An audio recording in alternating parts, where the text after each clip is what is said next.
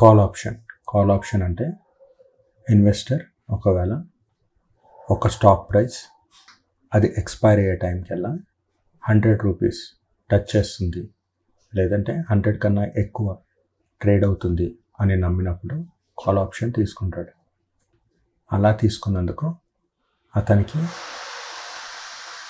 ఆ stock price నుంచి certain amount ప్రీమియంగా pay చేయాల్సి వస్తుంది.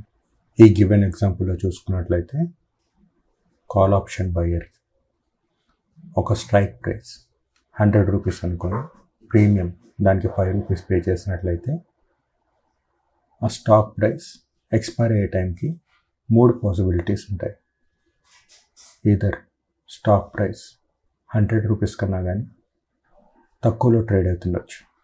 ఆ టైంలో ఇన్వెస్టర్ కట్టినటువంటి ప్రీమియం మొత్తం అంతా 0 అయిపోతుంది.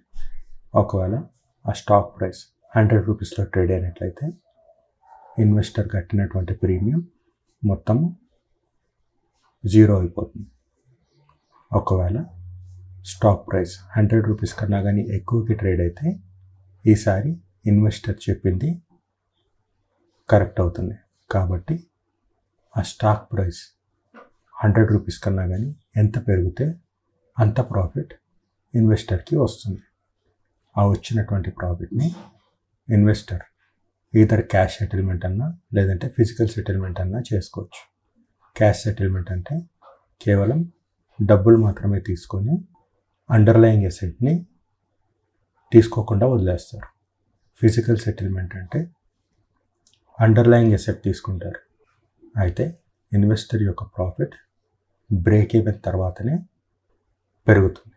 ఈ ఎగ్జాంపుల్లో చూసుకున్నట్లయితే ఒకవేళ స్ట్రైక్ ప్రైస్ 100 రూపీస్ అయితే మరియు దానిపైన 5 రూపీస్ ప్రీమియం పే చేసినట్లయితే 105 రూపీస్ వరకు తనకి ఎలాంటి ప్రాఫిట్ రాదు.